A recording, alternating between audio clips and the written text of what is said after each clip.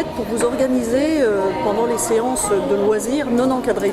Alors, pour ça, on a défini deux types de personnes qui vont intervenir.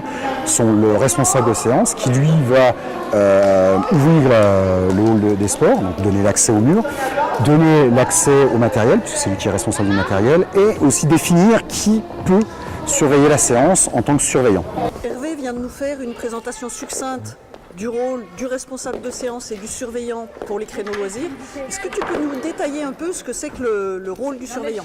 Alors oui, le rôle du surveillant, c'est donc de s'assurer que les personnes qui viennent en séance libre soient donc aptes à grimper sur le mur, c'est-à-dire qu'ils soient bien licenciés auprès de la fédération, parce que ça peut être des gens de l'extérieur, et notamment au sein du club, c'est vérifier qu'ils ont bien le niveau pour lequel ils grimpent, c'est-à-dire si c'est des grimpeurs, ils vont venir grimper en moulinette, il faut qu'ils aient au moins le passeport blanc, et pour le passeport jaune, s'ils veulent grimper en tête.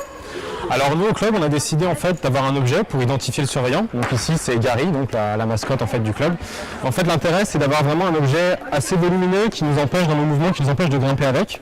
Et comme ça on est sûr en fait que le surveillant ne va pas se mettre à grimper sans avoir fait la passation de pouvoir en fait.